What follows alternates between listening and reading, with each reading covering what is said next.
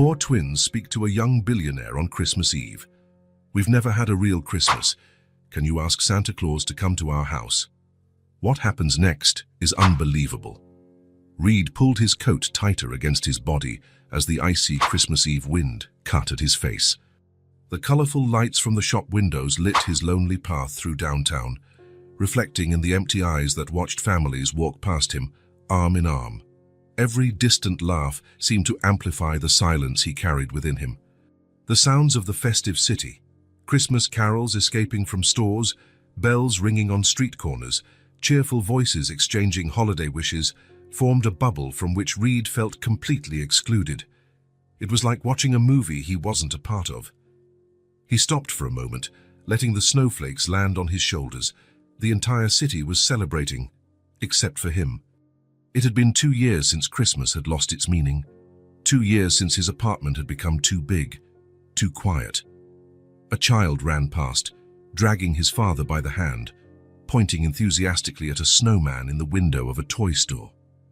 Reed looked away, ignoring the pang he felt in his chest. He kept walking, with no particular destination, just to avoid being still with his thoughts. Beside the grand tree in the central plaza, Reed watched the ornaments sway gently in the wind. The lights blinked in sequence, illuminating the faces of people taking photos, exchanging gifts, sharing moments. He took a deep breath, trying to push away the memories that haunted him. That's when he felt a slight tug on his coat. "Mister." Reed looked down and met 2 pairs of eyes staring up at him. 2 identical little girls, no more than 5 years old, with worn-out hats and patched-up gloves. One of them, with a red bow in her hair, held her sister's hand tightly. Their faces, though chapped by the cold, had a luminous quality, as if the Christmas tree were reflecting in their expressions. "Sorry to bother you," the girl with the bow continued, her voice as soft as the snowflakes falling around them. "I'm Hazel, and this is my sister, Nora." Reed instinctively knelt, bringing himself to the little girl's height. Up close, he noticed the small differences between them. Hazel had a more direct, confident gaze, while Nora observed the world with cautious curiosity. "Hi, Hazel." "Hi, Nora." "Are you lost?" he asked, noticing their red cheeks from the cold and their coats, which were too thin for the weather. Nora shook her head, partially hiding behind her sister. Hazel glanced around quickly before stepping a little closer. "We've never had a Christmas," she whispered, as if sharing an important secret. "Can you ask Santa Claus to stop by our house?" The words hit Reed like a punch. Something awakened in his chest, a feeling he hadn't experienced in a long time. His heart sped up, breaking the monotonous rhythm it had kept for years. "Never," he repeated, feeling the word hang heavy in the air between them. "Never," Hazel confirmed, the seriousness on her face contrasting with her age. "Mommy said Santa Claus doesn't know where we live." Reed swallowed hard, trying to fight back the lump forming in his throat. He thought of all the children around them, hugging their presents, while these 2 little ones didn't even have the hope of receiving something. "Where do you live?" he asked, his voice coming out softer than he intended. Hazel pointed to a narrow alleyway that led away from the brightly lit plaza. Following her small finger, Reed saw only shadows and darkness. The contrast with the plaza's lights could not have been more stark. "Over there," she answered. "It's not far." Reed hesitated for a moment, looking at the girls and then in the direction she indicated. What was he doing? He didn't know these children. It wasn't his responsibility. He could just smile, wish them a Merry Christmas, and continue on his lonely way to the empty apartment that awaited him. But something in the girl's hopeful eyes stopped him, something that spoke directly to the part of him he was trying to forget. "Can I walk you there?" he offered, surprising himself. The smile that lit up Hazel's face made the night seem less cold. She extended her free hand, which Reed accepted automatically. The small hand fit into his, bringing an unexpected warmth. Nora, still wary, stayed on her sister's other side, watching him with curious eyes. "Do you know Santa Claus?" Nora asked suddenly, her voice so low it was almost a whisper. Reed met the girl's eyes, seeing a hope so genuine it made his heart ache. "Everyone knows Santa a little bit," he answered carefully, not wanting to promise something he couldn't deliver. They walked in silence for a few minutes, leaving the bright lights and store music behind. With every step, the city grew darker, quieter. The houses became smaller, more crowded, some with broken windows covered by cardboard. There were no festive decorations here, no sign of the Christmas spirit that overflowed just a few blocks away. It was then that Nora finally spoke again. Her voice so low, Reed had to lean in to hear. "Mommy's going to be happy," she murmured. "We found a good man." Reed felt a lump in his throat. A good man. When was the last time someone had seen him that way? For a moment, he felt like an imposter. If they knew how he had shut himself off from the world for the last 2 years, how he avoided all contact, any connection. They stopped in front of a small structure at the end of the alley. You could barely call it a house. It was a single room with a makeshift roof and a wooden door that didn't close completely. Through the only window, the faint light of a candle flickered, casting dancing shadows on the wall. Hazel knocked on the door 3 times, an apparently familiar code. Seconds later, the door opened, revealing a young woman with deep dark circles under her eyes and dark hair tied in a simple bun. Despite her evident exhaustion, there was a dignity in her posture, a quiet pride that Reed recognized immediately. Her eyes widened when she saw him. "Who is this man?" she asked, instinctively pulling the girls closer to her, her body positioning itself as a protective barrier. "He wanted to make sure we got home okay," Hazel explained, not letting go of Reed's hand. The woman looked at him with a mixture of suspicion and weariness. Reed noticed her thin fingers, marked with calluses from hard work, and the way her eyes assessed his every move. "I'm Reed," he introduced himself, extending his hand. "I found your daughters near the Christmas tree. They were alone and, well, I wanted to make sure they got home safely." "Mara," she replied after a moment's hesitation, shaking his hand briefly. Her grip was firm, despite her work-worn hands. Reed looked past her, into the house, a small table with 3 mismatched chairs, a stale loaf of bread cut in half, a candle nearly burnt out. There was no tree, no decorations, no trace of Christmas. Just the bare essentials for survival, nothing more. Shame hit him hard. In his apartment, a full feast awaited him, enough food to feed a whole family for days. Dishes he had bought out of habit, not for need or pleasure. An abundance he didn't even appreciate. He ran a hand nervously through his hair, feeling his heart race again. Hazel's words echoed in his mind. "We've never had a Christmas."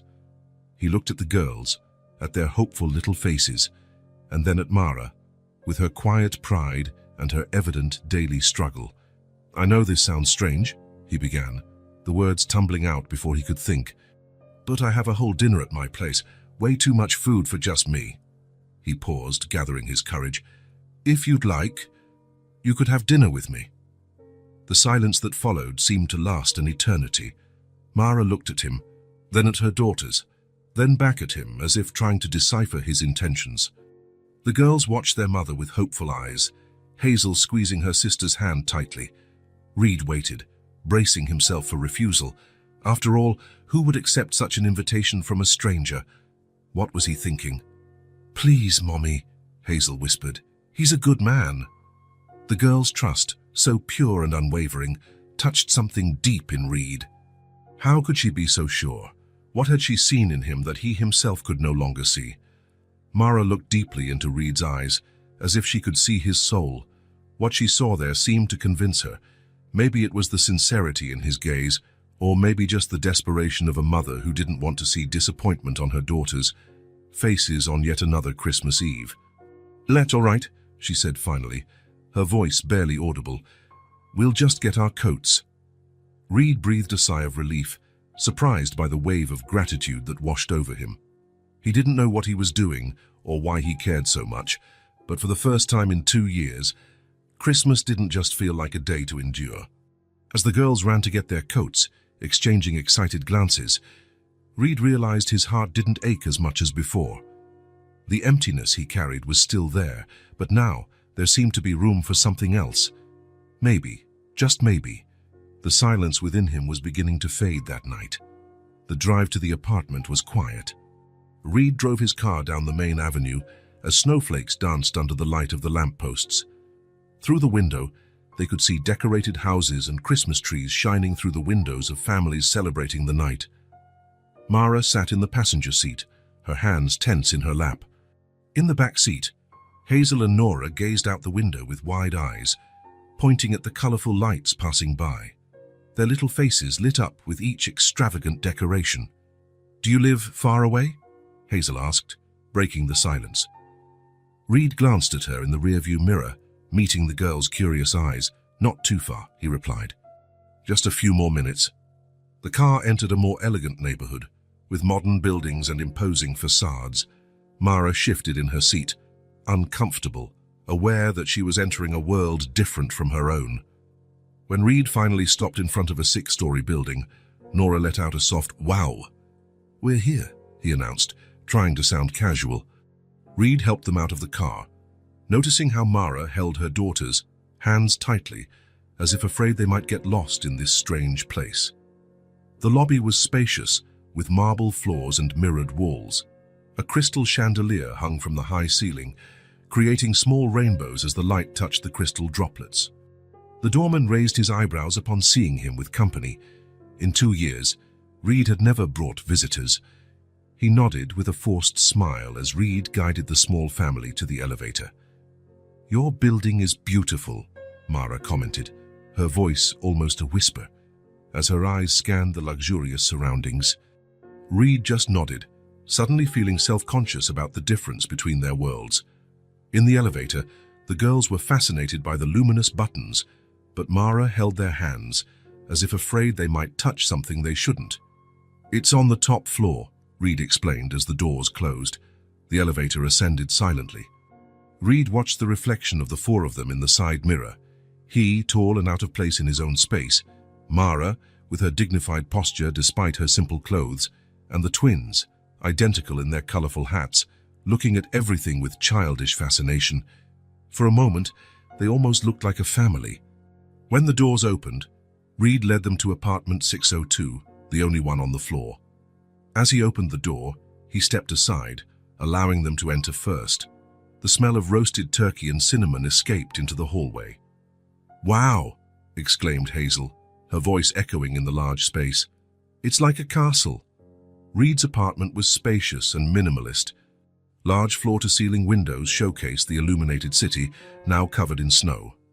The living room, with dark sofas and a lit electric fireplace, led to the dining room, where the table was already set, an empty ritual he maintained out of habit, even though he was always alone. Nora let go of her mother's hand and took a few steps, looking around with curiosity. Her eyes scanned the light-colored walls, the abstract paintings, the elegant furniture. Suddenly, she stopped and frowned, as if she had noticed something was missing. "Why don't you have a Christmas tree?" she asked, her small voice tiny in the large space. Reed felt his stomach sink. Of all the questions, that was the one he least wanted to answer. Among the fine dishes and the well-set table, the absence of a Christmas tree seemed more evident, like a hole in the middle of the celebration. "Because," he began, searching for simple words to explain something complicated. "I don't have good memories of Christmas." The comment hung in the air like a musical note that no one knew how to continue. Mara looked at her daughters, as if silently asking them not to insist. Luckily, Hazel's attention had already turned to the table. "Look at all the food," she exclaimed, pointing to the feast, her eyes shining at the sight of the colorful dishes. "Let's eat," Reed suggested, grateful for the change of subject. "It must be getting cold."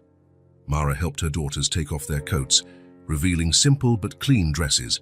Reed pulled out their chairs for them, an automatic gesture he hadn't performed in a long time.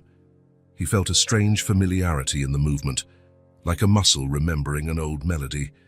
The table was set with fine china and silver cutlery. In the center, a golden brown turkey was surrounded by colorful dishes: rosemary roasted potatoes, grilled vegetables, sauces in small porcelain bowls, and various types of bread. Candles created a soft light that softened the corners of the room and reflected in the crystal glasses. Dinner began in silence. Reed served each dish carefully, watching the girls' expressions as they tried each new flavor. Mara ate slowly, her eyes attentive to her daughters, as if afraid they might do something wrong. "This is so good," Nora said after trying the turkey, her eyes shining. "I've never eaten anything so delicious in my life." Reed felt a strange warmth in his chest, a warmth he hadn't experienced in a long time. It wasn't pity, as he had feared he might feel, but something more genuine, perhaps satisfaction from providing a moment of joy. Gradually, the atmosphere began to change. Hazel told a story about a kitten she had found on the street and hidden for 3 days, until the animal started meowing at night and woke Mara up. Nora talked about her preschool teacher and the stories she told using different voices for each character. Reed found himself asking questions, wanting to know more about these lives so different from his own. Mara, initially reserved, began to relax. The wine Reed had served helped soften her rigid posture. She told them how the girls were born on a stormy night when the hospital's power went out. Hazel was born first, she explained, a smile softening her tired face. But Nora made more noise. "It's still like that today. One plans, the other executes." The girls laughed, and Reed caught himself smiling, a gesture that had become rare on his face. The sounds of cutlery, conversation and laughter filled the apartment, which, for the first time in years, didn't feel too big or too empty. "How do you have a job?" Hazel asked, looking at him with the direct curiosity of children. "Yes," Reed replied, cutting another piece of turkey for her. "I write computer programs. I work from here most of the time." "Are you alone all day?" Nora questioned, seeming genuinely concerned by the idea. Reed hesitated, not used to considering his loneliness as something worrisome. He had grown so accustomed to the silence that he had almost forgotten what it was like to live any other way. "I'm used to it," he said simply. "Sometimes it's good to have space to think." "Mommy cleans houses," Hazel informed him, changing the subject with the natural ease of children. "But now people have gone away for Christmas and don't need her."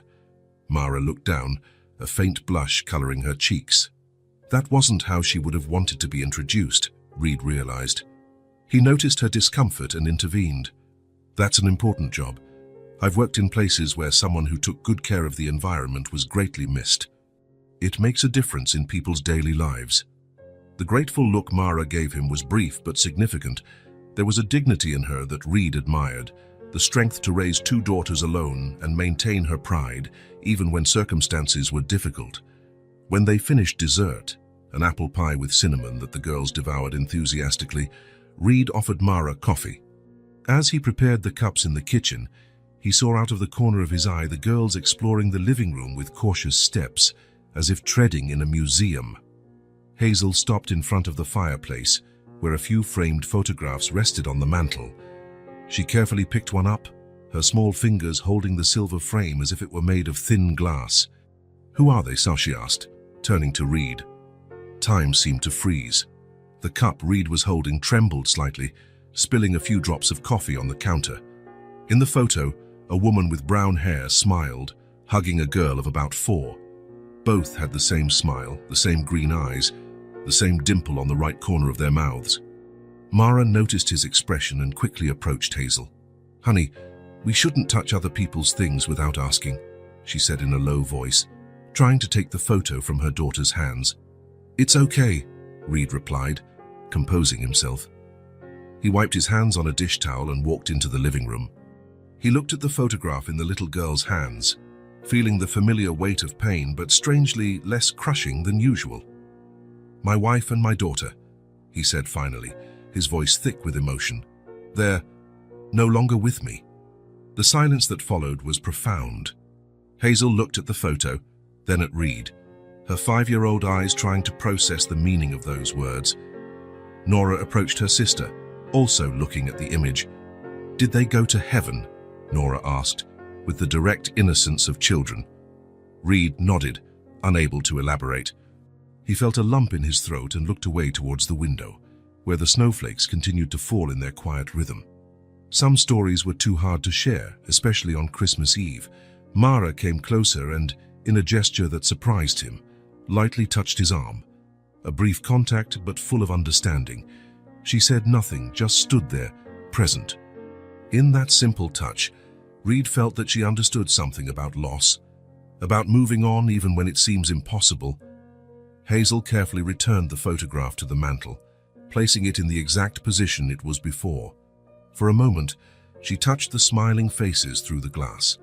They were pretty, she said simply, with the honesty only children possess. Reed felt a tear roll down his face, the first he had allowed in months. He didn't wipe it away. "Yeah," he replied. "They were." The rest of the evening proceeded in a different, softer atmosphere. When the living room clock struck 10, Mara looked at her daughters, who were already showing signs of tiredness. Nora was yawning and Hazel was rubbing her eyes. "We should go," she said gently. "We've stayed too long." Reed wanted to protest, to say they could stay as long as they wanted, that their presence had brought life to his dead apartment, but he understood that she needed to maintain her sense of independence. He offered to call a cab. While they waited, Mara helped her daughters put on their coats. Reed watched the affectionate gestures, the way she adjusted their hats, checked their buttons, small rituals of care that were once part of his life too, gestures that carried love in every movement. At the door, they all stood in silence for a moment, as if no one wanted the evening to end. Reed felt strangely torn between the relief of returning to his familiar solitude and the fear of the void that would soon reoccupy every corner of the apartment. Mara held his hand, a light but meaningful touch. Her eyes met his, and Reed saw in them not just gratitude, but understanding. "This was the best Christmas we've had in a long time," she said, her voice low and sincere. Before he could respond, he felt small arms wrap around his legs. Hazel and Nora were hugging him, looking up with wide smiles. "This was the best Christmas we've ever had," they said together, their voices synchronized as only twins can manage. Reed felt an emotion so great he didn't know whether to cry or smile. He ended up doing both. Silent tears streamed down his face as a clumsy, almost forgotten smile formed on his lips. He walked them to the elevator, waving as the doors closed. Nora pressed her nose against the glass, waving until the very last possible second. Back in the apartment, Reed stood at the entrance, feeling the silence that was returning to every corner. But it was no longer the same oppressive silence as before. It seemed lighter, as if the children's voices and laughter still echoed. The dirty dishes on the table, the crumpled napkins, a small drawing Nora had made on a napkin, traces of the life that had briefly filled the space. Reed walked to the fireplace and picked up the photograph Hazel had held. He looked at the smiling faces staring back at him through the glass. The pain was still there, but for the first time, it wasn't the only thing he felt. He held the picture frame to his chest and closed his eyes. For the first time since he lost his family, Christmas wasn't just a day to endure. It wasn't a night of bitter memories and loneliness. For the first time in a long time, he felt that there could be a different tomorrow, that life could still hold moments of human warmth. For the first time in many years, Reed felt at peace. Reed woke up before sunrise. Sitting on the edge of the bed, he looked at the still dark sky beyond the window and thought of the three people who had transformed his Christmas night. The echo of the twins' laughter still seemed to float through the apartment, filling the empty corners with recent memories. The small fingerprints on the glass coffee table, the napkin folded into the shape of a boat that Hazel had made, the simple drawing Nora had scribbled, small traces that proved it hadn't been a dream. For a moment, he could almost hear the small footsteps running down the hall, the curious questions, the sound of life he missed so much. The contrast between before and after that night was so great, it felt as if he had woken up in a different apartment, even though physically nothing had changed. He made a quick decision. He dressed hurriedly, grabbed his car keys, and left, driving through the empty streets of the still sleeping city. The sky was beginning to lighten slightly when he stopped in front of a toy store that opened early, even on the day after Christmas. It was one of those old-fashioned shops, with a bell on the door that tinkled when he entered, and shelves crammed to the ceiling with every kind of toy. The grey-haired lady behind the counter looked up when he entered, surprised to have a customer so early. "Good morning," she greeted, adjusting her glasses. "Can I help you?" Reed hesitated, feeling strangely nervous, as if he were about to do something very important. "I need 2 dolls," he said finally, "for 5-year-old girls. Twins." The woman smiled in a way that suggested she understood more than he had said, and led him to a colorful section at the back of the store. There were dolls of all kinds, some modern and stylish with trendy clothes, others more traditional with lace dresses. "Any preference?" she asked. "We have ones that talk, ones that walk, ones that cry." Reed thought of the twins, of their worn hats and patched gloves, of the way they had looked with wonder at everything in his apartment, of the simplicity of the home where they lived. He wanted to give them something special, something they could keep and love for a long time. Not a toy that would soon break or lose its appeal. "Something durable," he replied, "and beautiful. Something they can take everywhere. That doesn't need batteries or parts that get lost easily." The woman nodded, understanding something beyond his words. She walked down a different aisle and selected 2 cloth dolls with colorful dresses, one in shades of blue, the other in shades of red, and embroidered faces with gentle smiles. They had yarn hair that wouldn't come out and small hand-stitched details. "These are made to last," she explained, handing the dolls to him to examine. "They're made by local artisans. And they're made to be loved, taken to bed, to school, everywhere. The more they're hugged, the prettier they get." Reed took the dolls, feeling the soft texture of the fabric. He imagined Hazel and Nora hugging them at night, taking them to school, sharing secrets with them.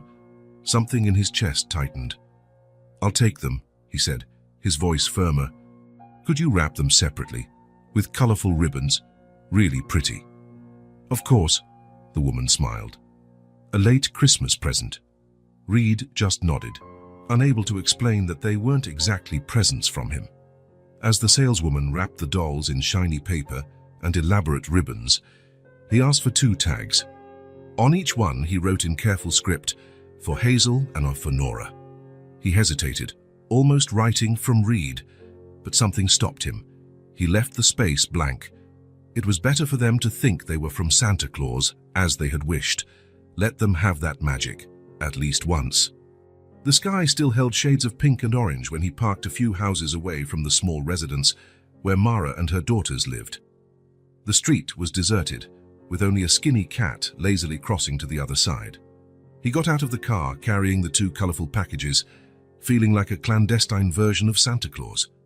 He approached the door silently. For a moment, he imagined what it would be like to knock, to see the girls' faces when they opened the presents, to witness the surprise and joy in real time. But something stopped him. He didn't want them to know it was him. He wanted to give them the magic they had asked for, the belief that Santa Claus had really found them. He placed the packages carefully on the doorstep, making sure they were clearly visible and protected from the dampness. He took a few steps back, looking one last time at the silent house, imagining the moment they would wake up and find the gifts. Then, he turned and walked quickly back to the car, with a smile he couldn't contain. He drove home with a strange feeling in his chest, a mix of satisfaction and emptiness, as if he had just closed a chapter and didn't know what would come next. After all, what else could he do?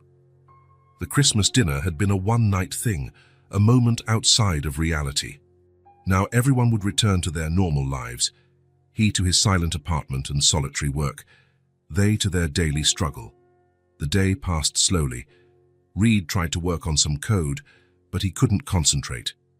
His mind kept returning to the small house, to the girls, to Mara with her tired but dignified eyes. He kept imagining the twins finding the presents, tearing open the wrapping with eager fingers, hugging the dolls. Had Mara figured out who left them? Was she thinking of him as he was thinking of her?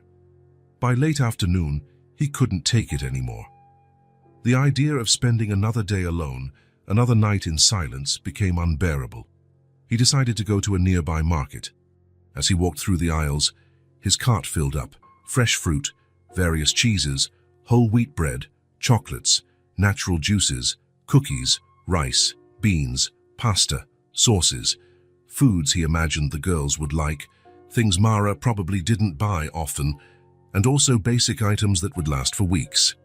The cashier looked curiously at the single man buying enough food for a large family.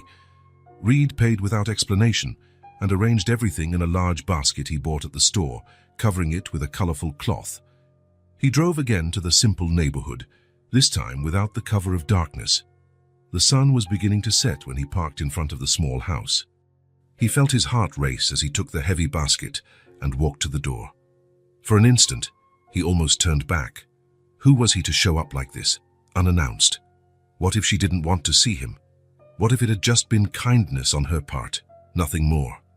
He took a deep breath before knocking. 3 soft knocks, followed by silence. Then he heard quick footsteps on the other side and excited voices, little feet running. The door opened, revealing Hazel with wide eyes. For a second, she was frozen, as if she couldn't believe what she was seeing. Then, a huge smile took over her face. "It's the man!" she shouted, turning back into the house. "Mommy! Nora! The Christmas man is back!" Before Reed could say anything, Hazel grabbed his free hand and pulled him inside with a strength surprising for someone so small. Nora appeared, running from the other room, carrying a cloth doll against her chest, her eyes shining with excitement. "You came back," she exclaimed, hugging his legs as if they were old friends. Reed felt something warm and luminous spread inside him, as if the sun had risen in his chest. He bent down to their height, balancing the heavy basket. "I brought some things for you," he said, showing them the basket. "Look what Santa brought." Nora held up the doll, showing it off with pride. "He didn't forget us. He found our house. I knew he would find it. We asked the man to talk to him, remember?" Hazel said to her sister, then looked at Reed with shining eyes. "You talked to him, right? You told him where we lived." Before Reed could answer, Hazel ran to get her own dolly, equally enthusiastic. He exchanged a look with Mara, who appeared at the kitchen doorway, wiping her hands on a dish towel. She smiled, a small, tired but genuine smile that lit up her face in a way Reed hadn't seen the night before. "Santa was very generous this year," she said, with a look that made it clear she knew exactly who the real Santa was. Reed placed the basket on the small table while the girls danced around him, showing off their dolls and chattering about how they had found the packages on the doorstep that morning. "We woke up and Mommy told us to see if it had stopped raining," Hazel explained, gesturing widely. "When I opened the door, there they were. 2 packages with our names on them." "And we didn't see anyone," Nora added, looking at her doll with adoration. "It was real magic." "It really was," Reed agreed, helping to unload the basket he had brought. "And what did you name them?" "Mine is Luna," Hazel said, holding up the doll with the blue dress. "Nice, because she'll be with me every night looking at the moon." "And mine is Star," Nora informed him, hugging the one with the red dress. "Because she shines." Mara approached the table, her eyes widening slightly at the amount of food Reed was taking out of the basket. "You didn't have to bring all this," she said quietly, but there was gratitude in her voice. "I wanted to," Reed replied simply. "I thought you might like it." The girls continued to play with their dolls, creating elaborate stories as they ran around the small room. Mara invited Reed to sit at the table and offered him a cup of tea. He accepted, feeling strangely at ease in the simple space. He watched as she heated water in a small kettle on an old stove. The kitchen was tiny, with worn cabinets and a noisy refrigerator, but it was impeccably clean and organized. There was a vase with wildflowers on the windowsill, an attempt to bring beauty to the austere environment. When Mara sat across from him, placing 2 cups of tea on the table, Reed noticed the dark circles under her eyes, her rough hands from hard work, her hair tied in a simple bun. Still, there was a strength in her, a dignity that impressed him more than any conventional beauty. "Thank you for the dolls," she said, her voice low so the girls wouldn't hear. "They don't usually get presents. I can't afford to buy much." Reed nodded, suddenly feeling ashamed of his own abundance, of how much he had and how little he shared. "It was good to see them happy," he replied, looking at the girls who were now making their dolls dance in the middle of the room. A comfortable silence settled between them, broken only by the laughter and animated conversations of the children. There was something in that moment, in that simple house with the dim light of the late afternoon, that felt more real, more alive than anything Reed had experienced in years. "They look like you," he commented, watching the twins. Mara smiled, watching her daughters with a look full of love. Everyone says that. They have my eyes, my hair, but the smile is just like their father's. There was a pause, and then she added, almost in a whisper, he died when they were 2. They barely remember him. Reed felt the familiarity of pain in her eyes. It was the same kind of pain he saw in the mirror every morning. I'm sorry, he said, and he truly was. It was an accident at work, Mara continued, turning the cup between her fingers. He was a construction worker. A scaffold collapsed. It was all very fast. Reed nodded, respecting the weight of that loss. He understood then why she hadn't asked questions about his own story the night before. She recognized pain when she saw it. My wife and my daughter, he began, the words feeling heavy on his tongue. They died in a car accident 2 years ago, just before Christmas. Mara looked up, meeting his eyes. There was no pity in her gaze, only understanding.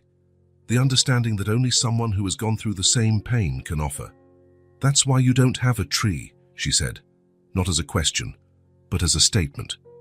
Reed nodded, surprised at how easily the words came out. It had been so long since he had talked about them, about the accident, about the hole that was left in his life. And now, sitting in a small, poorly lit kitchen with a woman he barely knew, the words flowed like water from a dam that finally breaks. They were coming back from buying presents, he continued. The snow was heavy. A truck lost control on the road and... His voice broke. Mara said nothing, just placed her hand over his on the table. A light touch, but one that conveyed more comfort than all the empty words of consolation he had ever heard. There was no, it's going to be okay, or time heals all wounds, that so many well-meaning people had told him. Just presence, just understanding. It's hard to move on, she said after a moment, especially when you have to do it alone. Reed looked at her, really looked. He saw the daily struggle in the corners of her eyes, the strength in her premature expression lines, the weariness and determination mixed in her posture. How do you do it? He asked, genuinely curious. But how do you manage to smile, to move on, to raise your daughters alone? Mara looked at the girls, who were now sitting on the floor, feeding their dolls an imaginary dinner. I don't have a choice, she answered simply. They need me. I can't afford to give up, no matter how much I sometimes want to. She paused, taking a sip of tea. And at the end of the day, when they smile or hug me, it makes everything bearable. Reed felt a deep admiration. While he had shut himself away in his luxurious apartment, protecting himself from the world with silence and isolation, this woman faced life daily, fighting for her daughters, finding the strength to continue. I got stuck, he admitted, more to himself than to her. On the day of the accident, the moment I knew they weren't coming back, as if a part of me was buried with them. It's easier to stay stuck, Mara agreed. Moving on hurts, every step hurts. But you moved on. For them, she replied, looking at her daughters. Always for them. The girls approached the table, interrupting the moment. Hazel carefully placed Luna on the edge of the table. She wants tea too, she announced solemnly. Mara smiled and pretended to pour a tiny cup of tea for the doll. Nora climbed onto Reed's lap without asking permission, as if it were the most natural thing in the world. She placed Star on his shoulder. She likes you, she said, settling in as if it were her usual spot. Just like me. Reed felt the light weight of the girl on his lap, the warmth of her trusting little body, and something inside him gave way. A knot that had formed 2 years ago began very slowly to unravel. When he finally prepared to leave, the sky was completely dark. The girls protested, asking him to stay a little longer, to tell a story, to see how Luna and Star slept. Mara gently called them to order. Mr. Reed needs to rest, she explained. And so do you, it's past your bedtime. Are you coming back tomorrow? Hazel asked, her big eyes fixed on him, with the worry of someone who has seen important people leave and not return. Reed looked at Mara, uncertain. She smiled, a small but hopeful smile full of possibilities. He can come back if he wants to, she answered for him. I'll be back, Reed promised, surprising himself with the certainty in his voice. At the door, as the girls waved excitedly, Mara looked at him with an expression he couldn't quite decipher. There was gratitude there, and something more, perhaps the same understanding he felt, the recognition of two people who knew loss and, perhaps, could help each other find their way back. "Thank you," she said. "For everything." Reed shook his head. "No, thank you for letting me in." And they both knew he wasn't just talking about the house. As he drove back to his apartment, the silence in the car didn't feel so heavy. There was something new growing inside him. Not exactly happiness, not yet. But maybe it was hope, the seed of something that could, with time and care, blossom again. Dusk cast orange hues across the streets as Mara turned the corner toward her house. Her steps were heavy, dragged down by the fatigue of a full day spent searching for a job. She carried on her shoulders not just the weight of her own exhausted body, but also the burden of worry that accumulated with every closed door. She had visited 5 different places, 2 stores downtown, a small restaurant, a laundromat, and a cleaning company. At each one, the same response. "We'll review your application and get in touch," or more directly, "We're not hiring at the moment." The politeness of the words didn't disguise the rejection. As she walked, Mara tried to organize her thoughts. There were only a few dollars left in the emergency jar she kept hidden at the back of the closet. The bills were piling up: rent, water, electricity. Soon she would have to choose which one to pay first. The fear of not being able to support her daughters grew with each passing day. As she got closer to home, she forced herself to straighten her posture. She couldn't let the girls see her desperation. They were too young to carry the weight of adult worries, although Mara knew that, somehow, they already felt it. The way Hazel looked at the coins before asking for anything. The way Nora hugged her stomach when she said she wasn't hungry. Small signs that broke her heart. She turned the last corner and noticed something different. A car was parked a few feet from her house. It wasn't common to see such new vehicles on that street. Her heart quickened slightly as she recognized it. As she got closer, she saw that the front door was ajar. Normally, this would have alarmed her, but before fear could set in, she heard her daughter's laughter coming from inside. She quickened her pace, pushing the door open carefully. The scene she found made her chest tighten in a way she didn't expect. In the small living room space, Reed was sitting on the floor, with Hazel and Nora around him. The 3 were involved in some elaborate game that seemed to involve the dolls, some old wooden blocks, and a story about dragons and princesses. The girls gestured excitedly, and Reed listened to them with genuine attention, as if every word was precious. For a moment, Mara stood frozen in the doorway, absorbing the image. There was something so familiar and yet so strange about that scene. A man playing with her daughters, something that hadn't happened since their father died. She felt a confusing mix of emotions, gratitude, nostalgia, and a kind of pain she couldn't name.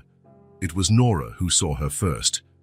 "Mommy!" she shouted, running towards her with Star clutched to her chest. "The man is back! We're playing Enchanted Forest!"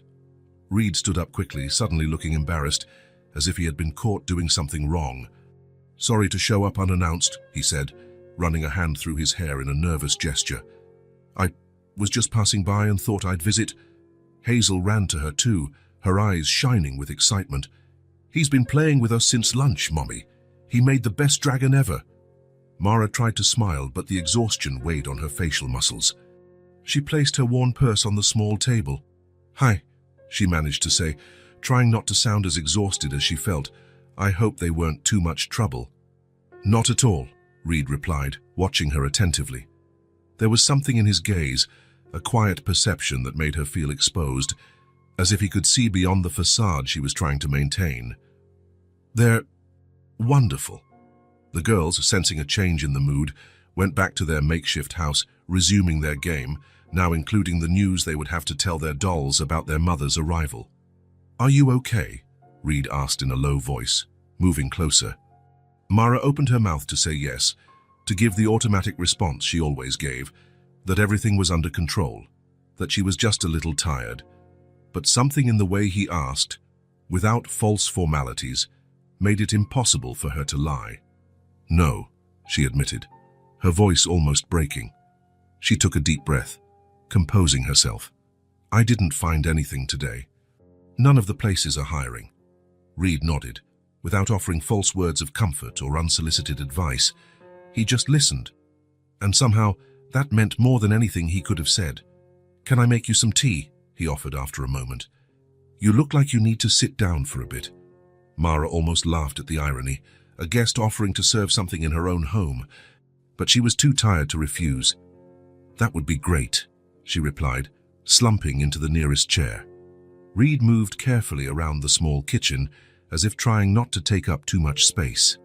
He found the kettle, filled it with water, and put it on the stove. His movements were precise, efficient. While the water heated, he came back to her. "How the girls told me you went looking for a job," he commented. "3 places, they said." "It was 5, actually," Mara corrected, rubbing her eyes. "I walked all over the city, but it's always the same thing. No openings. They'll review my resume. They'll call me later." She paused, looking at her rough hands. "Nobody ever calls." The kettle started to whistle, and Reed went back to the kitchen. She watched him carefully prepare the tea, using the only 2 non-chipped cups she owned.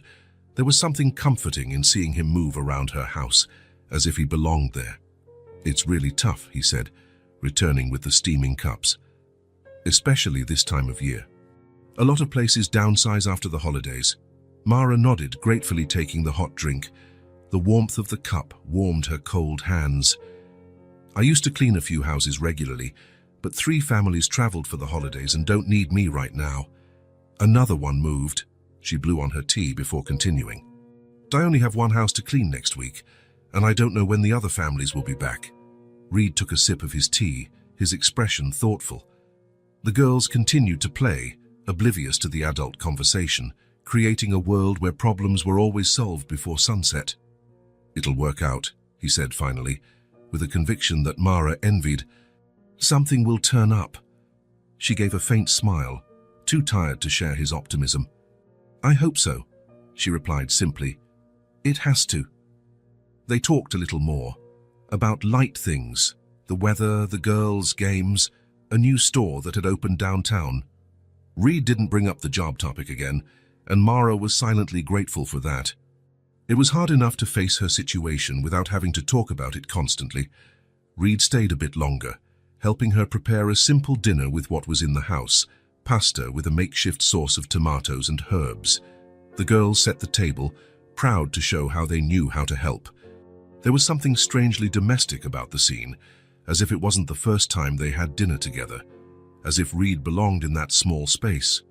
When he finally said goodbye, it was already dark. The girls protested, asking him to stay longer to tell more stories. Mara gently called them to order, reminding them that everyone needed to rest.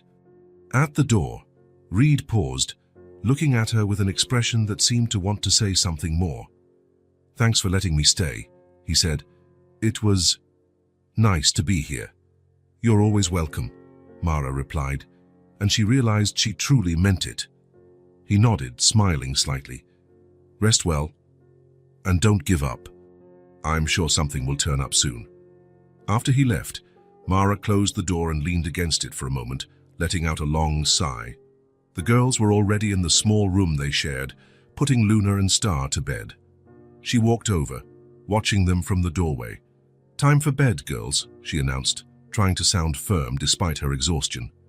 As she helped them with their nightly routine, brushing teeth, putting on pajamas, arranging the thin blankets, Mara thought about Reed, about his kindness, about how he had suddenly appeared in their lives, bringing gifts, food, and now, this comforting presence. It was almost too good to be true. "Is the man coming back tomorrow?" Nora asked, already in bed, hugging Star. "I don't know, sweetie," Mara replied, stroking her hair. "He has his own life and his own work." "But he likes us," Hazel insisted. "He said so." "Yes," Mara agreed, feeling something warm in her chest. "I think he really does." After the girls finally fell asleep, Mara sat at the kitchen table, alone with her thoughts. Tomorrow would be another day of searching, another day of closed doors. But somehow the weight felt a little lighter now. She looked at the cup Reed had used, still on the table. A man with so much, drinking tea from a chipped cup. eating simple pasta with them, sitting on the floor playing with her daughters. Why? What did he see in them? The question lingered in her mind as she prepared for bed. Reed drove slowly through the city's illuminated streets, his hands gripping the steering wheel tighter than necessary. The image of Mara coming home, tired and defeated after a full day of job hunting, wouldn't leave his mind. Nor would the look in the girls' eyes, so young and already so aware of their hardships, so worried about whether their mother would find a job. He parked in front of his building but didn't get out of the car right away. He sat there, thinking. He had resources, connections, he could easily help. But he knew Mara was proud, that she wouldn't accept direct charity. He had to find a way to help without demeaning her. He then remembered Anna, his friend from college, who now ran a restaurant downtown. Anna's corner wasn't big or luxurious, but it had a loyal clientele and good food. They had talked the week before, over a quick lunch, and she had mentioned something about needing one more person on her team. He looked at the clock. 9:30. It wasn't that late. He took out his phone and dialed her number. "Hello?" Anna's cheerful voice sounded on the other end of the line. "Anna, it's Reed. Sorry to call this late." "Reed, it's okay. It's not that late. Is everything all right?" He hesitated for a moment, organizing his thoughts. "I remember you mentioned you were looking to hire someone for the restaurant. Are you still?" "Yeah, I need a waitress. Jessica went on medical leave and will be out for a few months." "Why? Do you know someone?" Reed shifted in his seat, feeling a wave of relief. "I do, yes. An acquaintance of mine really needs a job. She has 2 young daughters to support and is going through a tough time." "Does she have experience as a waitress?" Anna asked. "Not that I know of," he admitted. "But she's hard-working, responsible. I'm sure she'd learn fast." There was a pause on the other end of the line. Reed waited anxiously. He knew he was asking for a favor that Anna could easily refuse. "Look," she said finally, "normally I prefer someone with experience. You know how busy it can get. But, she paused. "If you're recommending her, she must be trustworthy. Can you tell her to come by tomorrow, around 10 in the morning? I'll talk to her, see if it's a good fit." Reed felt a wave of gratitude. "Of course, she'll be there." "Thanks, Anna. This means a lot." "Don't thank me yet," Anna replied, and he could hear the smile in her voice. "Let's see if she fits the profile we need, but I'll give her a chance. For you." After hanging up, Reed finally got out of the car and went up to his apartment. He was eager to tell Mara the news, to see the relief in her eyes, the smile that would light up her tired face. But he decided to wait until the next day. He would show up early, offer a ride to the restaurant, and then tell her about the interview. As he prepared for bed, Reed realized he was genuinely excited about the prospect of helping this family. It wasn't just about charity or doing a good deed. It was about feeling useful, needed, a part of something again. The girls, with their simple and honest joy. Mara with her quiet strength. They were slowly filling a void he had carried for years. Tomorrow would be a new day, with new possibilities. For the first time in a long time, Reed fell asleep thinking not of the past he had lost, but of the future he could help build. The next morning, Reed woke up early. The conversation with Anna the night before had given him a sense of purpose he hadn't felt in a long time. The prospect of helping Mara and the girls with something so concrete made him restless, eager to share the news. He stopped at a bakery on the way and bought fresh bread, an excuse to show up so early, though he knew that, somehow, his presence no longer needed justification. When he parked in front of the small house, the sun was still struggling to appear between the winter clouds. He took a deep breath before knocking on the door, mentally organizing what he would say. He wanted it to sound like a genuine opportunity, not charity. He knew Mara had her pride. It was one of the qualities he admired most in her. He knocked softly, remembering that the girls might still be sleeping. He heard adult footsteps from the other side, not the excited rush of the twins. When the door opened, Mara appeared, already dressed, but with deep dark circles under her eyes. She didn't seem to have slept well. "Reed," she said, surprise evident in her voice. "I didn't expect you so early." "I hope I'm not bothering you," he replied, holding up the bag of bread. "I brought breakfast. Mara hesitated for only a moment before opening the door wider, silently inviting him in. The house was quiet. Down the hall, Reed could see the door to the girls' room was closed. "They're still asleep," Mara explained, noticing his glance. "They stayed up late talking about the stories you told yesterday." Reed smiled, feeling a warmth in his chest as he imagined the twins retelling his stories to each other before bed. He followed Mara to the small kitchen where she began to make coffee. It was then that he noticed the papers scattered on the table. He didn't try to read them, but it was impossible not to see what they were: bills, receipts, a notebook with numbers written down. Next to it, a small glass jar with a few coins. Mara followed his gaze and quickly gathered the papers, stacking them clumsily. "Sorry for the mess," she murmured, not looking at him. "I was just organizing some things." Reed noticed her embarrassment. He had seen enough: numbers circled in red, due dates underlined. The reality of Mara's financial situation was laid bare in those papers. "Mara," he called softly, sitting at the table, "I have some news that might help." She paused mid-motion as she was about to put a coffee cup on the table. Her eyes met his, a mixture of hope and skepticism. "What news?" Reed took a deep breath. This was it. "I spoke with a friend of mine. She has a restaurant, and there's an opening for a waitress. If you want, you can go there tomorrow morning." Time seemed to freeze. Mara stood completely still, only her eyes moving, as if trying to process what she had just heard. The cup in her hand trembled slightly. "A job?" she whispered finally, her voice so low Reed almost didn't hear it. "A real job?" "Yes," he confirmed, feeling strangely nervous. "At Anna's Corner, downtown. Anna is my friend from college. She needs someone reliable, and I told her about you." Mara placed the cup on the table carefully and sat down. Her hands were shaking now, not from fear but from a contained emotion. She lowered her face and, to Reed's surprise, began to cry. These weren't silent tears, but deep sobs that seemed to come from a very deep place within her. She covered her face with her hands, as if ashamed of her vulnerability. Reed was momentarily unsure of what to do. He hadn't expected this reaction. Perhaps gratitude, perhaps joy, but not this raw emotion that seemed to unearth months, maybe years of accumulated worry. "Mara," he began, uncertainly. "Thank you," she said between sobs, still hiding her face, "for helping us. I don't know how to thank you." There was so much vulnerability, so much honesty in her voice that Reed felt something stir within him. Without much thought, he reached across the table and gently touched her hand.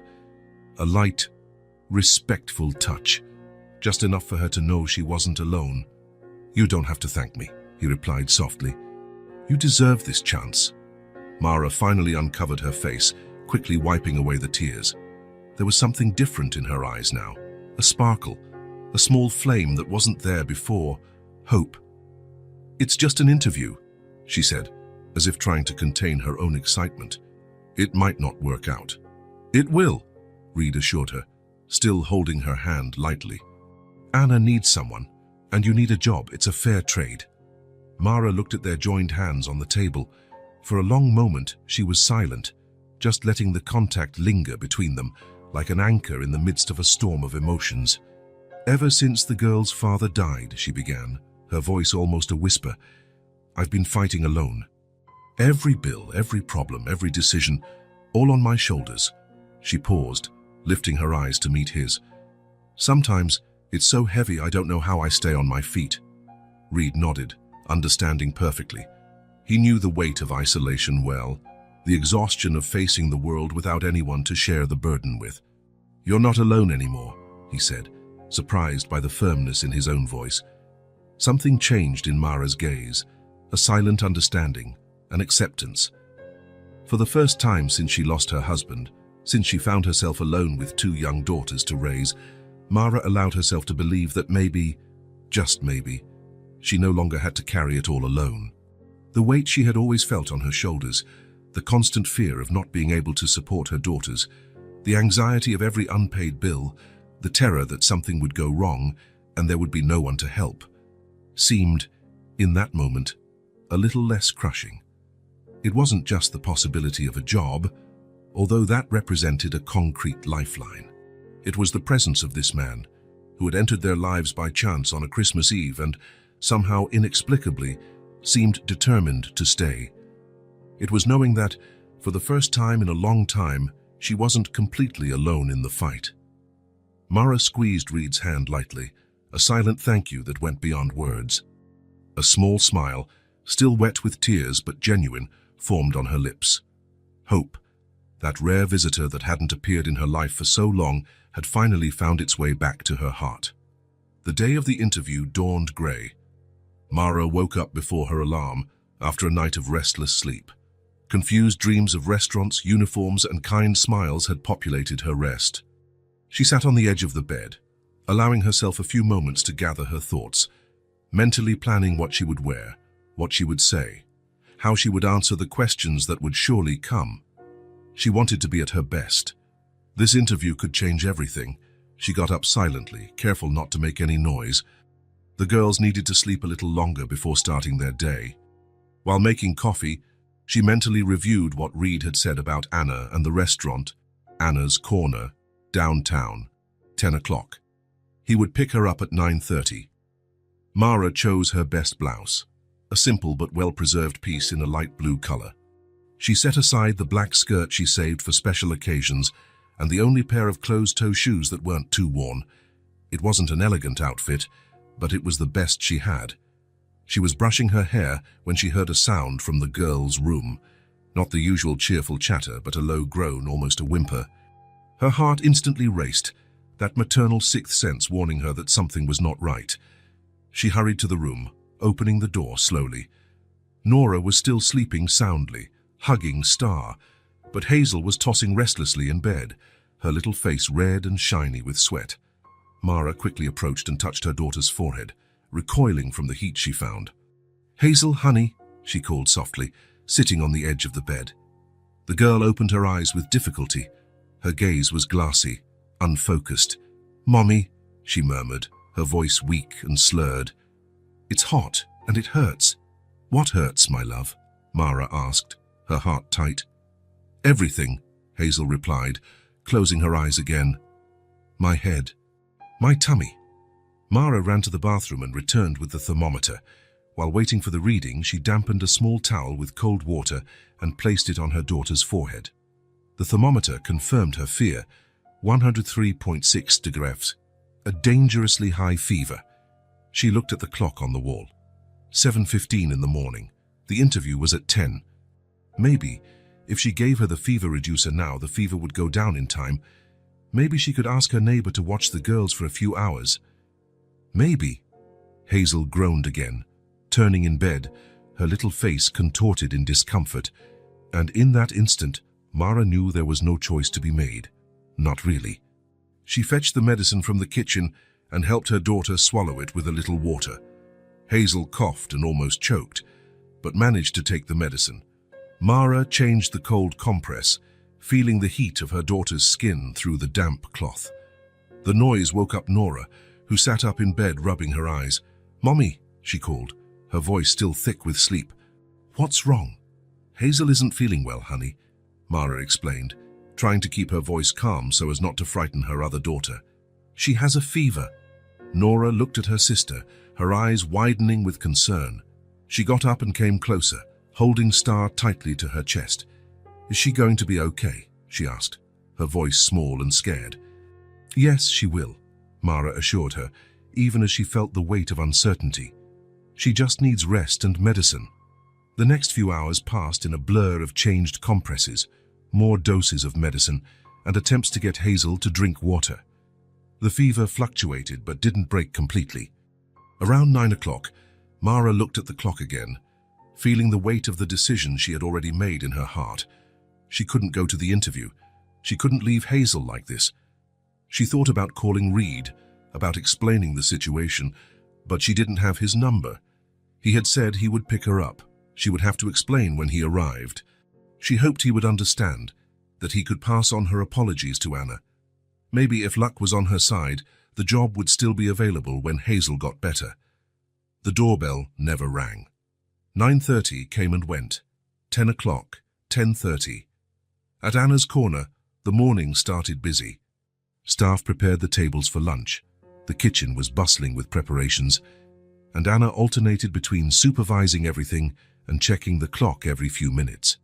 At 10:15, she picked up the phone and dialed Reed's number. "Hello?" His expectant voice sounded on the other end. "Reed, it's Anna. Your friend didn't show up for the interview. Is everything okay?" There was a momentary silence on the other end of the line. "What do you mean she didn't show up?" he asked, confusion evident in his voice. "I was going to pick her up at 9:30. "Well, it's 10:15 and she's not here," Anna replied. "I thought maybe you knew something." Another silence, longer this time. "No, Reed hesitated. Something must have happened. I'll check and call you back." "The position is still available," Anna assured him before hanging up, "if there's a good reason." Reed stared at the phone for a few seconds after ending the call. A bad feeling began to form in his chest. Mara wasn't the type of person to miss an opportunity like that, not after the emotion she had shown the day before. Something had to be wrong. Without a second thought, he grabbed his coat and car keys. The entire drive to Mara's house, his mind spun with possibilities. Maybe she had given up. Maybe she had found another job. Maybe... But his heart knew. Something was wrong. He parked the car haphazardly and ran to the door. He knocked 3 times, urgently, nothing. He knocked again, harder. After what felt like an eternity, he heard dragging footsteps on the other side. The door opened slowly, revealing Nora with wide eyes, clutching Star as if the doll were a shield. "Hi," she said in a low voice, very different from her usual excitement. "Mommy's with Hazel. She's sick." Reed's heart sank. He quickly entered and followed Nora to the small room. The scene he found made his chest ache. Mara was kneeling by the bed, dabbing a compress on Hazel's forehead. The girl was clearly unwell. Her red face shone with sweat. Her hair was stuck to her forehead, and her breathing seemed rapid and shallow. Mara, focused on her daughter, didn't even notice his presence until Nora spoke. "Mommy, the man is here." Mara turned, surprised. Her face showed exhaustion and worry, her eyes red from lack of sleep. "Reed," she said, her voice weak. I couldn't go to the interview. Hazel has had a high fever since early this morning. I can't leave her like this." Reed approached silently, kneeling beside her. He looked at the girl, so small and fragile in bed, her breathing rapid and shallow. He felt his heart tighten, a concern that surprised him with its intensity. "How long has she been like this?" he asked softly. "The fever started yesterday, but it got much worse during the night," Mara replied, changing the compress on her daughter's forehead. "I've already given her fever reducer, but it's not going down." Reed looked at the thermometer on the nightstand, 103.55 degrees Celsius, too high. "She needs to see a doctor," he said, the decision forming instantly in his mind. Mara nodded, biting her lip. "I know. I was waiting for the medicine to take effect. But," her voice faltered, "I didn't know if I should call you. I don't want to seem like I'm using you." The vulnerability in her voice made something inside Reed stir. Without hesitation, he took her hand firmly. "You're not," he said with conviction. "I'm here because I want to be." Mara nodded, trying to hold back the tears that threatened to fall. "I couldn't leave. I couldn't leave her like this." Reed looked at Hazel again. He gently touched her face, feeling the intense heat emanating from her skin. It wasn't just a fever. It was the kind of temperature that required immediate medical attention. "She needs a doctor," he repeated, this time with more urgency. "I'll take you." Mara hesitated, her gaze lowered. "But I can't afford a doctor's visit." "I'll pay," Reed interrupted, without a second of hesitation.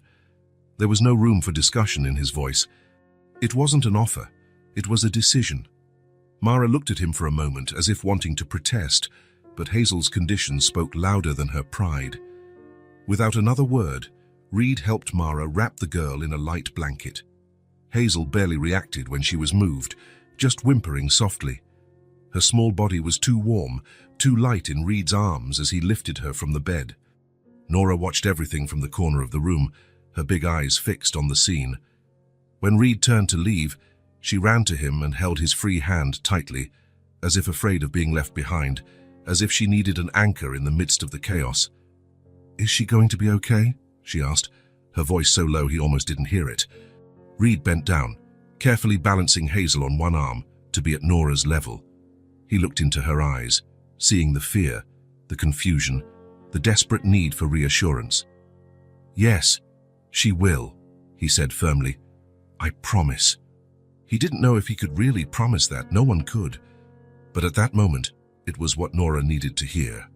And he would do everything in his power to keep that promise. They went out together into the cold, quiet street. Reed walked carefully, carrying Hazel in his arms, feeling the heat of her fever through the blanket. Nora clung to his hand as if it were a life raft. Mara walked beside him, carrying Luna and Star. The girls had insisted the dolls needed to come too. Reed felt the weight of responsibility fall on his shoulders, not just the physical weight of the child in his arms, but the emotional weight of 3 lives that had somehow become intertwined with his. It was scary and, at the same time, strangely right. When they got into the taxi Reed had called, Mara settled beside him, Hazel between them. Nora sat in the front seat, still clutching the dolls. For a moment no one spoke.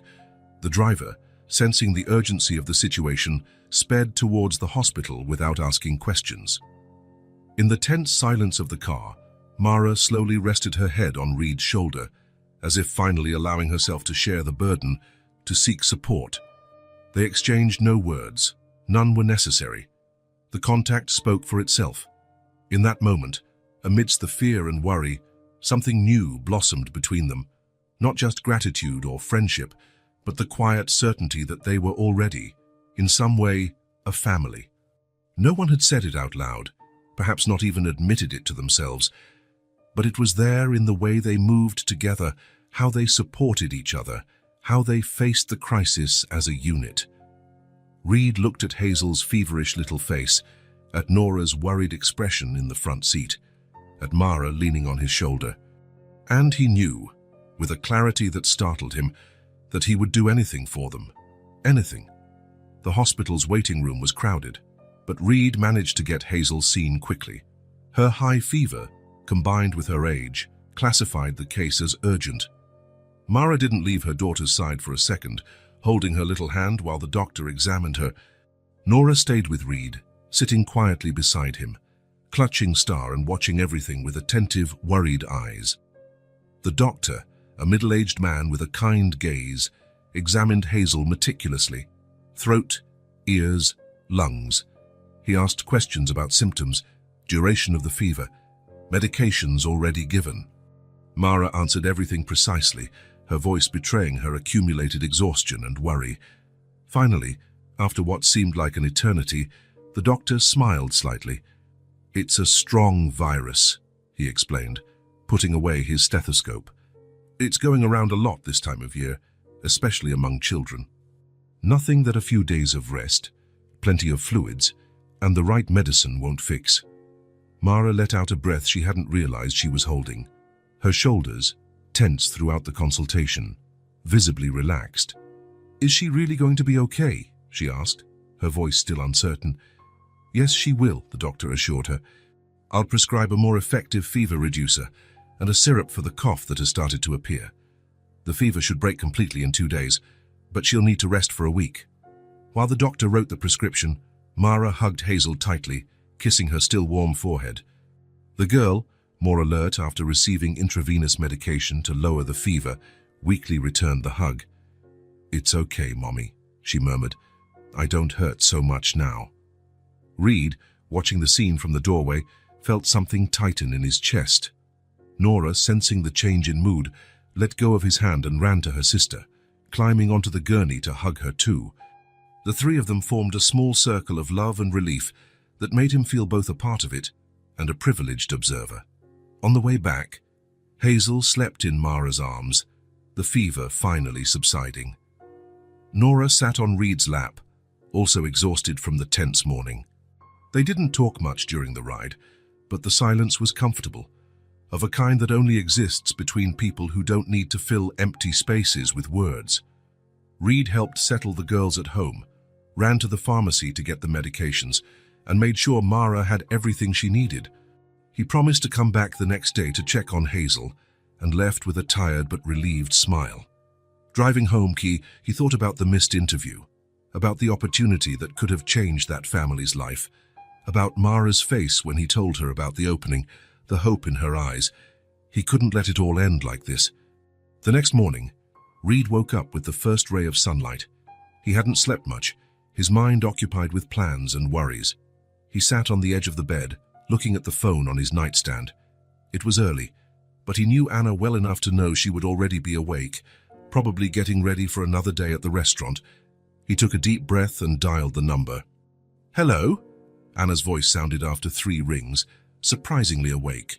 "Hi, Anna. Sorry to bother you again," Reed began, feeling as nervous as a teenager asking for a favor.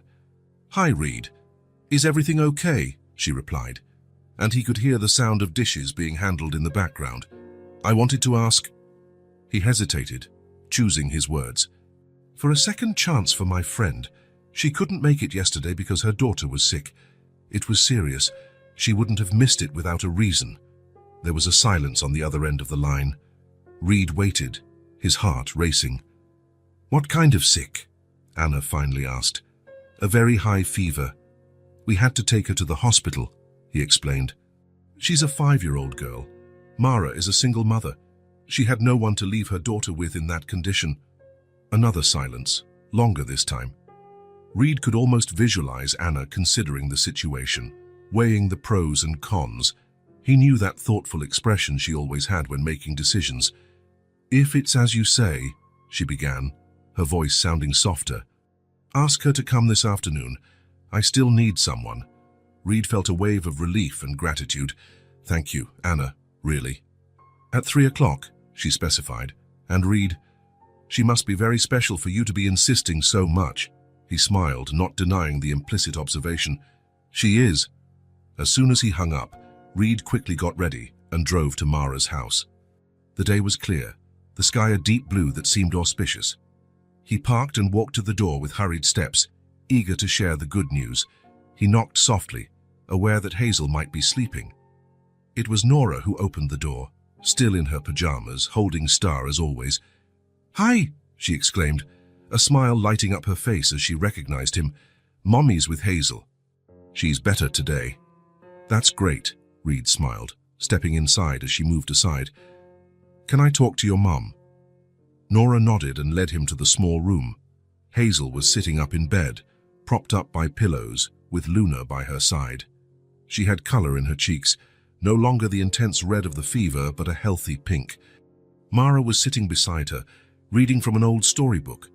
"Look who's here, Mommy," Nora announced. Mara looked up, surprised, and her face broke into a tired but genuine smile. "Reed," she said, getting up, "I didn't expect you so early." "Hi, mister," Hazel greeted with a weak voice but a small smile. "How's our patient?" he asked, approaching the bed. "Better," Mara replied. "The fever has almost completely gone. The doctor was right." Reed sat on the edge of the bed and placed his hand on Hazel's forehead, confirming it was only slightly warm. The girl smiled at the gesture, as if appreciating his concern.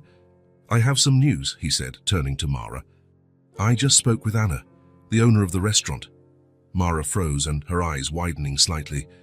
"And?" she asked, her voice barely a whisper. "She wants you to go this afternoon, at 3 o'clock. She still needs someone." Time seemed to stop. Mara stood motionless, processing the information. Then, slowly, she covered her mouth with her hand, her eyes welling up. "You got me a second chance?" she asked, her voice thick with emotion. Reed smiled, feeling inexplicably happy at her reaction. "You deserve it." For a moment, no one spoke. Then, to Reed's surprise, Mara approached and hugged him, a quick but heartfelt hug, full of gratitude and something more he couldn't quite define. "Thank you," she whispered, pulling away shyly, as if suddenly realizing what she had done. "What's a second chance, Mommy?" Nora asked, curious. It's when you get another opportunity to do something that didn't work out the first time, Mara explained, wiping away a stubborn tear. And it's very, very important. That same day, after making sure the neighbor would watch the girls, Mara got ready with the same care she had before. Reed drove her to the restaurant, trying to reassure her the whole way. She was visibly nervous, her hands twisting in her lap. "What if she doesn't like me?" she asked quietly as they parked. "Impossible," Reed replied with sincerity. "Just be yourself." He waited in the car while she went inside. An hour and a half later, when Mara came out of the restaurant, he knew the result before she even spoke. There was a light in her eyes, a different way of walking, an energy he had never seen before. She got into the car and looked at him, her eyes shining. "I got the job," she announced, her voice brimming with contained joy. "I start on Monday." Reed smiled, feeling something open up inside him. A quiet, deep joy he hadn't experienced in a long time.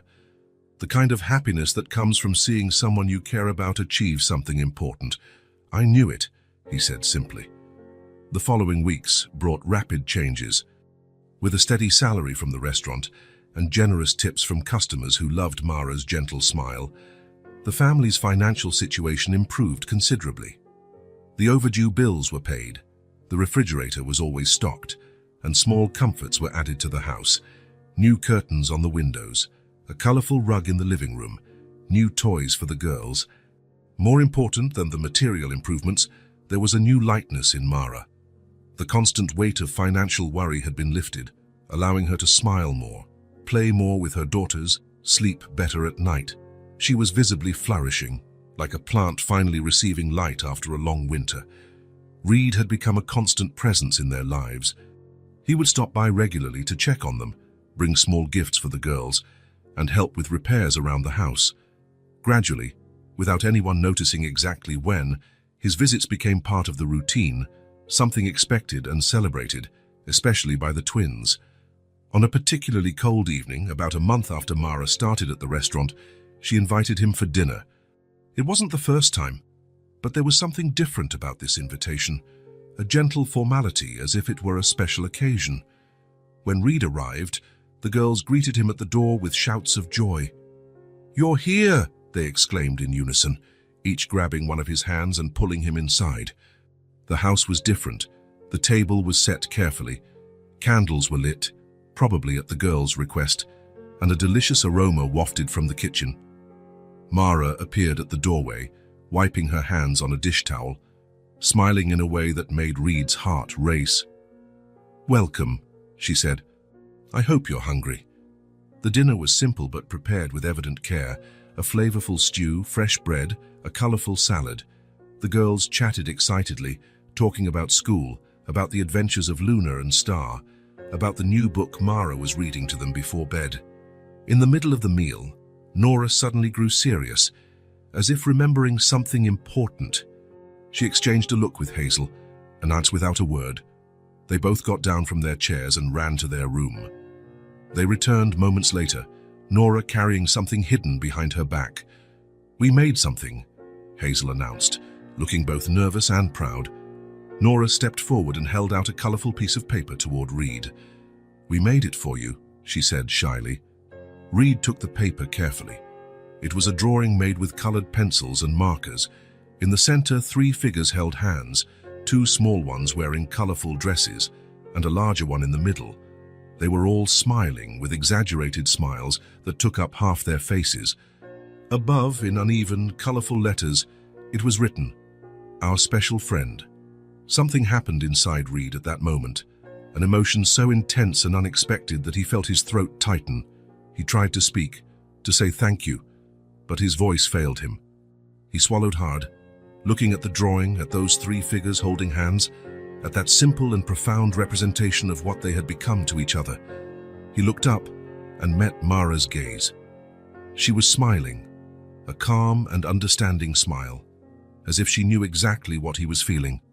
There was gratitude in that smile, but also something more, something warm and promising, something that spoke of future possibilities. The girls watched anxiously, waiting for his reaction. "Do you like it?" Hazel asked, leaning in to get a better look at his face. Reed nodded, finally finding his voice. "It's the most beautiful gift I've ever received," he said with sincerity. The twins smiled, relieved and happy, and went back to their seats to finish dinner. The conversation continued, but Reed was different, transformed by that simple piece of paper. In that instant, holding the drawing to his chest, Reed realized he was no longer just the man who had lost everything. That definition no longer contained him. He had found something new, something that didn't replace what he had lost, but that was equally precious, equally vital. He looked around, at the girls eating and laughing, at Mara serving more stew, at the small house warmed by their presence, by the shared moments, by the stories created together. And he understood, with crystal clarity, that he had moved on. The grief was still there. A part of him always would be. But it was no longer the dominant force in his life.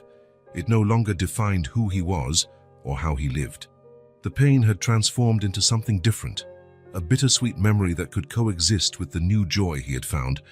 Sitting at that simple table, with the drawing in his hands and his heart finally at peace, Reed knew he had also received his second chance. And, like Mara, he was determined to make the most of it. If this story touched your heart, subscribe to the channel and turn on notifications so you don't miss the next ones. Leave a like because it helps this story get recommended to more people. See you in the next story.